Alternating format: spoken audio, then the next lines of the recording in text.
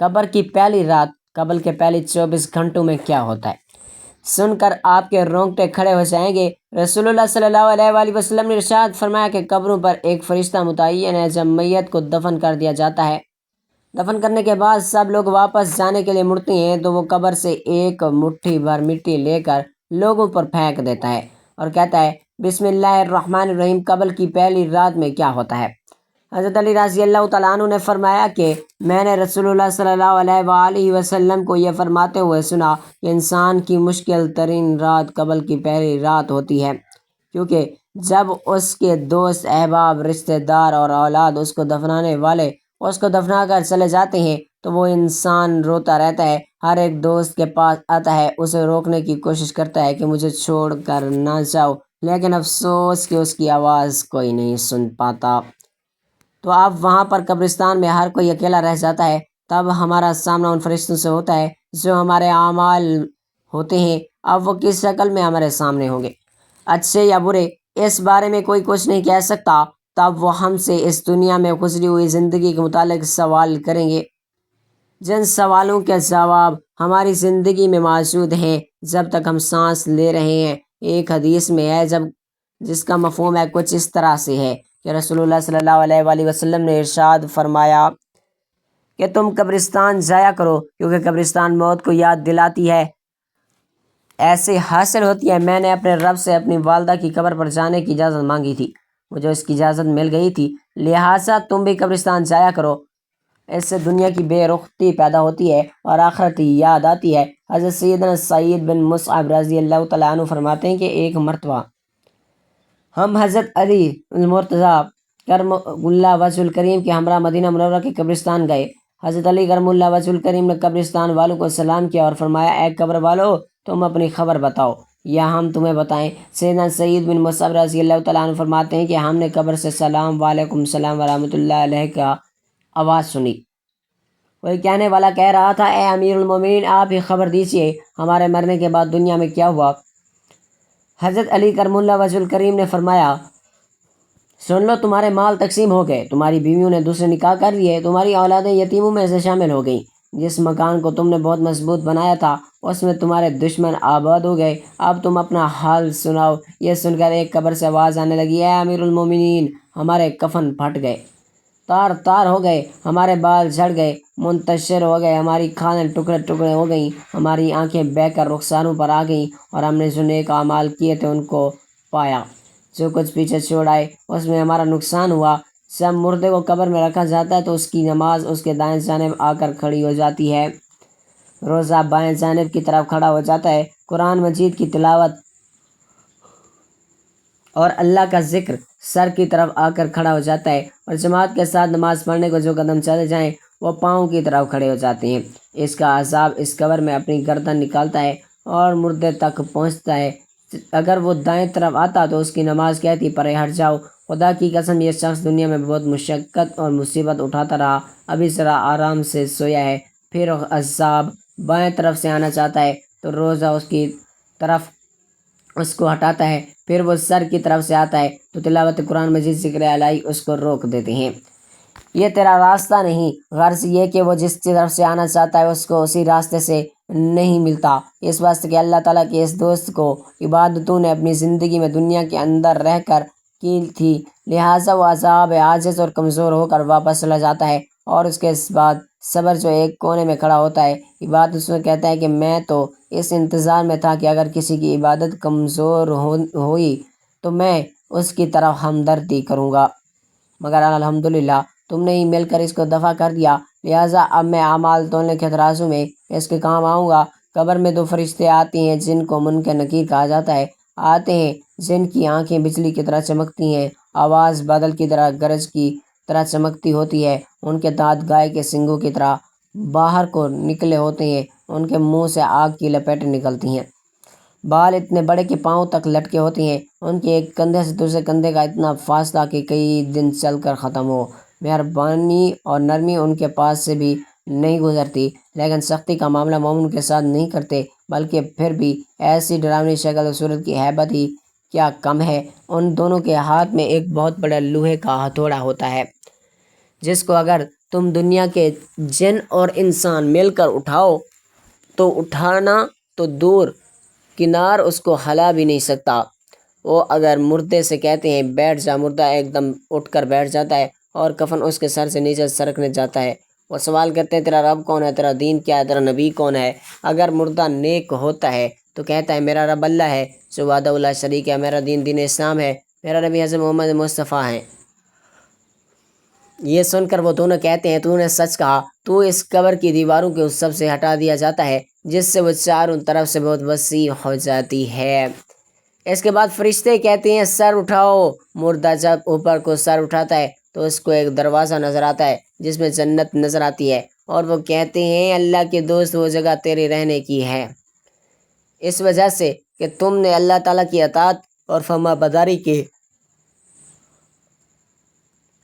حدیث پاک میں آتا ہے کہ جس کا مفہوم کچھ اس طرح سے ہے، رسول اللہ صلی اللہ علیہ وآلہ وسلم نے ارشاد فرمایا قسم ہے اس ذات پاک کی جس کے قبضے میں میری جان ہے، مردے کو اس وقت ایسی خوشی ہوتی ہے جو کبھی ختم نہیں ہوگی۔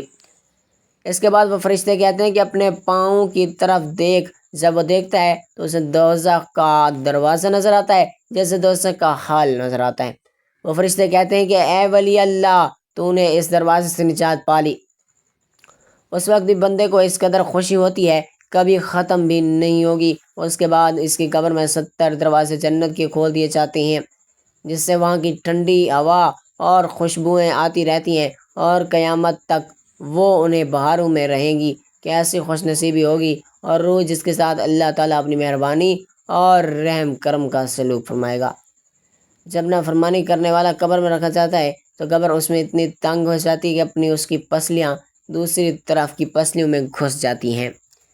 اس پر کالے سانپ اور بچھو مسلط کر دیے جاتے ہیں، اس کی ناک اور پاؤں سے کاٹنا شروع کرتی ہیں یہاں تک کہ درمیان میں دونوں طرف کے سانپ آ کر مل جاتی ہیں۔ پھر اس کے پاس فرشتے جن کا نام منکر نکیر قبر میں آتے ہیں، وہ آ کر پوچھتے ہیں تیرا رب کون ہے، تیرا دین کیا ہے، تیرا نبی کون ہے؟ ان کے ہر سوال میں جواب دیتا ہے میں کچھ نہیں جانتا۔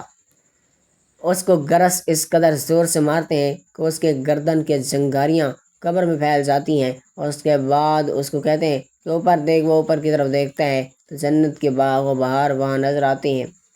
فرشتے اس نافرمان سے کہتے ہیں کہ اللہ کے دشمن اور نافرمان، اگر تو دنیا میں تو اللہ تعالیٰ کی اطاعت کرتا، فرما برداری کرتا تو یہ تیرا ٹھکانہ ہوتا۔ ایک حدیث ہے جس کا مفہوم ہے اس طرح سے ہے کہ رسول اللہ صلی اللہ علیہ وآلہ وسلم نے ارشاد فرمایا کہ قسم ہے اس ذات پاک کی جس کے قبضے میں میری جان ہے، اس کو اس وقت ایسی حسرت ہوتی کہ اس جیسی حسرت پھر کبھی نہیں ہوگی۔ پھر دوزخ کا دروازہ کھولا جاتا ہے اور وہ فرشتے کہتے ہیں اے اللہ کے دشمن یہ تیرا ٹھکانہ ہے، اس لیے کہ تو نے اللہ تعالیٰ کی نافرمانی کی۔ 70 دروازے جہنم کے اس قبر میں کھول دیے جاتے ہیں جن سے قیامت تک گرم ہوائیں اور دھواں وغیرہ اس کو آتا رہتا ہے۔ ایک حدیث ہے جس کا مفہوم کچھ اس طرح سے ہے کہ رسول اللہ صلی اللہ علیہ وآلہ وسلم نے ارشاد فرمایا کہ اللہ تعالیٰ کی طرف سے قبروں پر ایک فرشتہ متعین ہے۔ جب میت کو دفن کیا جاتا ہے تو وہ اس کی قبر کی مٹی ہموار کرتا ہے اور لوگ واپس جانے کے لیے مڑتے ہیں تو قبر سے ایک مٹھی بھر مٹی لے کر لوگوں پر پھینک دیتا ہے اور کہتا ہے اپنی دنیا کی طرف واپس چلے جاؤ اور اپنے مرنے والے کو بھول جاؤ۔ قبر کا موسم اور مردے کی پہلی حرکت۔ حضور پاک صلی اللہ علیہ وآلہ وسلم نے فرمایا جب مردے کو دفن کیا جاتا ہے تو وہ لوگوں کے قدموں کی آوازیں سنتا ہے، پھر مردہ اٹھ کر بیٹھ جاتا ہے اور اس کو قبر میں سورج ایسے دکھائی دیتا ہے کہ جیسے غروب اور ہو رہا ہو۔ مردے سے جب کوئی سوال کیا جاتا ہے تو مردہ کہے گا کہ پہلے مجھے نم پڑھ کر سناؤ۔ حضرت ام سلمہ رضی اللہ تعالیٰ عنہ کہتی ہیں کہ جب ابو سلمہ رضی اللہ تعالیٰ عنہ کی آنکھیں موت کے وقت پتھر آ گئے تو رسول اللہ صلی اللہ علیہ وآلہ وسلم تشریف لائے اور اپنے ہاتھ سے ان کی آنکھیں بند کی اور پھر فرمایا جب روح قبض کی جاتی ہے تو اس کی بینائی بھی روح کے ساتھ چلی جاتی ہے۔ ابو سلمہ رضی اللہ تعالیٰ عنہ کے گھر والے یہ سن کر سمجھ گئے کہ ابو سلمہ رضی اللہ تعالیٰ عنہ کا انتقال ہو گیا اور وہ رونے لگے۔ آپ صلی اللہ علیہ وآلہ وسلم نے فرمایا اے نفسوں پر بھلائی کے سوار اور سوا اور کوئی دعا نہ کرو، اس لیے کہ اس وقت جو کچھ تمہاری زبان سے نکلتا ہے فرشتے اس پر آمین کہتے ہیں۔ اس کے بعد آپ صلی اللہ علیہ وآلہ وسلم نے فرمایا اے اللہ ابو سلمہ کو بخش دے اور ان کا مرتبہ بلند فرما، ان لوگوں میں ان کو شامل فرما جن کو رائے مستقیم دکھائی گئی، اور ان کے پسماندگان کی کارسازی فرما، اور اے تمام جانوں کا پروردگار ان کو بخش دے اور ان کی قبر میں کشادگی فرما اور اس کو نور سے منور فرما دے۔ اس حدیث میں نبی پاک صلی اللہ علیہ وآلہ وسلم نے حضرت ابو سلمہ رضی اللہ تعالیٰ عنہ کے لیے قبر کو کشادہ کرنے اور قبر کو نور سے منور کر دینے کی دعا فرمائی۔ ثابت ہوا کہ مومن کو قبر کو اللہ نور سے منور فرما دیتا ہے، اور کافر یا منافق کی قبر ظلمت سے بھر جاتی ہے اور اسے تنگ کر دیا جاتا ہے۔ مرنے کے بعد انسان کو سب سے پہلے قبر کے مراحل سے گزرنا پڑتا ہے، اس لیے نبی پاک صلی اللہ علیہ وسلم نے اسی خوفناک، خطرناک اور ہیبت ناک منظر سے امت کو آگاہ فرما دیا۔ اس لیے آپ صلی اللہ علیہ وآلہ وسلم نے فرمایا اگر مجھے اس بات کا ڈر نہ ہوتا کہ تم مردے دفن نہ کرنا چھوڑ دو تو میں اللہ تعالیٰ سے دعا کرتا کہ وہ تمہیں بھی عذاب قبر سنا دیں جس طرح کہ میں سنتا ہوں۔ صحابہ کرام رضی اللہ تعالیٰ عنہ بھی قبر کے تصور سے لرزا رہتے تھے۔ بے شک رسول اللہ صلی اللہ علیہ وآلہ وسلم نے ارشاد فرمایا قبر آخرت کی منزلوں میں سے پہلی منزل ہے، بس جس نے اس منزل سے نجات حاصل پائی اس کی بعد کی منزلیں آسان ہو گئیں، اور جس نے اس منزل سے نجات حاصل نہ کی اس کی بعد کی منزلیں سخت دشوار ہو گئیں۔ رسول اللہ صلی اللہ علیہ وآلہ وسلم نے ارشاد فرمایا میں نے کبھی کوئی منظر قبر سے زیادہ سخت نہیں دیکھا۔ حضرت ابو ہریرہ رضی اللہ تعالیٰ عنہ فرماتے ہیں کہ رسول اللہ صلی اللہ علیہ وآلہ وسلم نے فرمایا مردے کو جب قبر میں ڈال کر لوگ واپس آتے ہیں تو وہ ان کے جوتوں کی آواز سنتا ہے۔ اگر وہ مردہ مومن ہوتا ہے تو نماز اس کے سر کے پاس، روزہ اس کے دائیں جانب، زکوٰۃ اس کی بائیں جانب، اور دوسرے نیک اعمال، صدقات و خیرات، صلہ رحمی اور لوگوں سے اچھا سلوک وغیرہ اس کے پاؤں کے گرد آ جاتا ہے۔ جب اس کے سر کی طرف کوئی آتا ہے تو نماز اس کے قریب آنے سے روکتی ہے، اور اس کے دائیں جانب سے کوئی آتا ہے تو روزہ اس کو اپنے قریب آنے سے روکتا ہے اور آڑ بن جاتا ہے۔ جب بائیں جانب سے کوئی آتا ہے تو زکوٰۃ راستہ روک لیتی ہے اور اس کو قریب نہیں آنے دیتی۔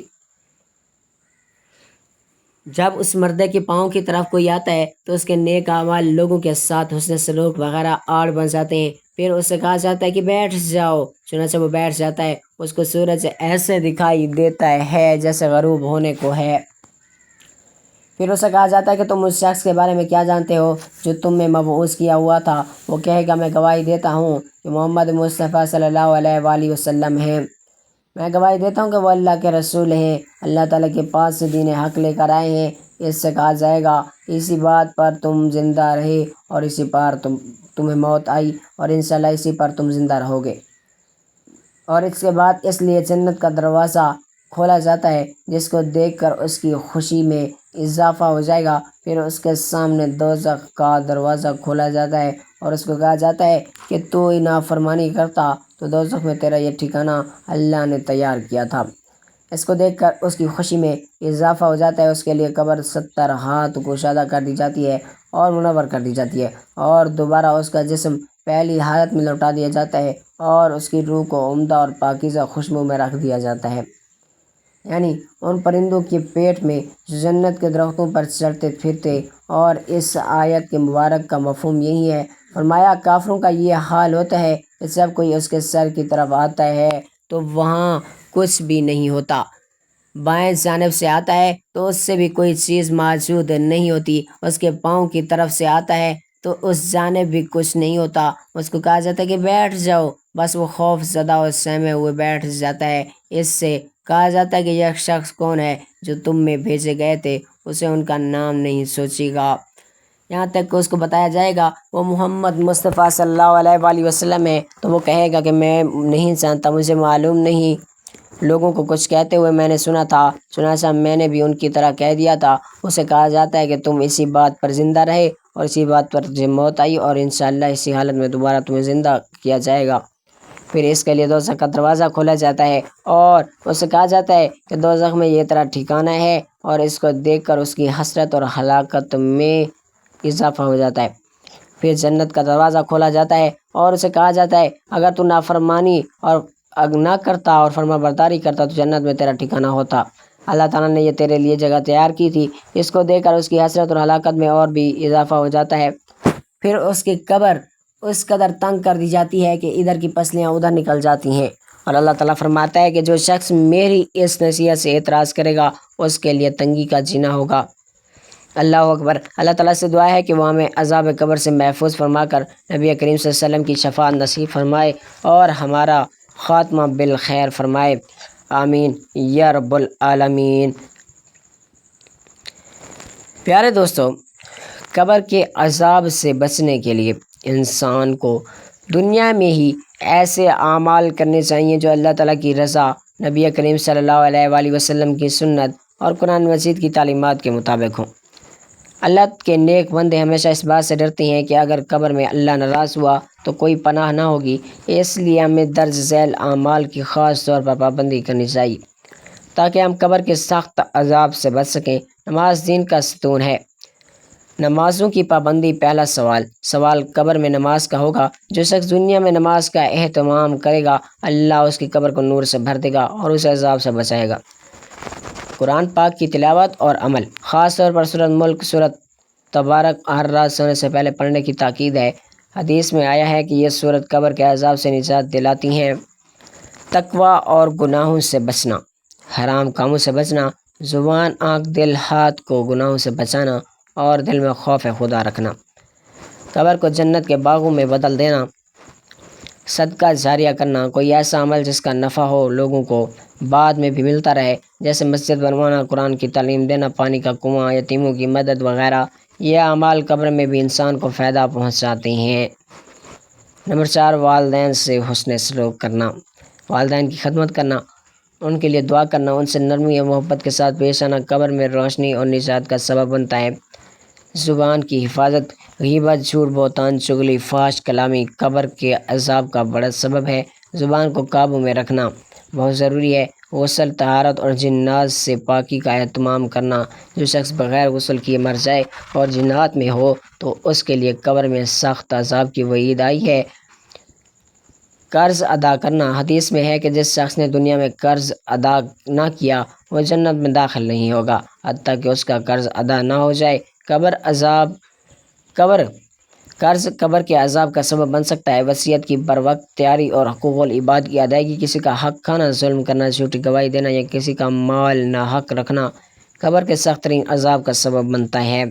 دنیا میں ہی حساب صاف کر لینا ضروری ہے۔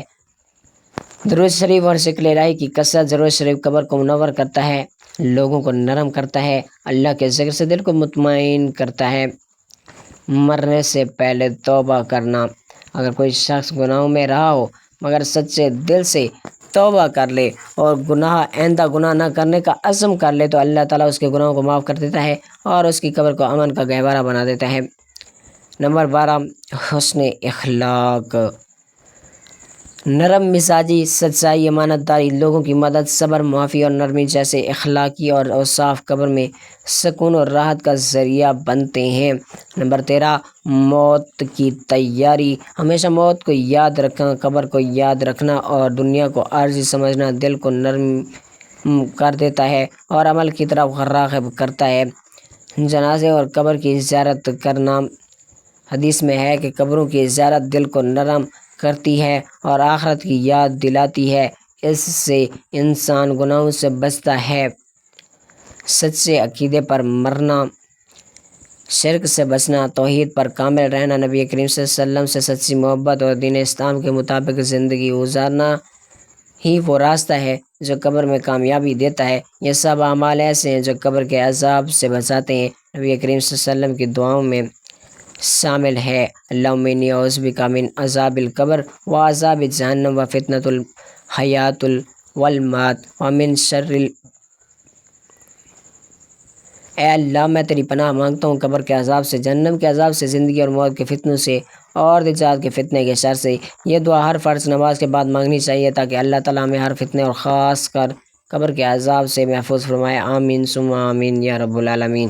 اللہ تعالیٰ سے دعا ہے کہ اللہ تعالیٰ ہمیں اپنی حفظ و امان میں رکھے۔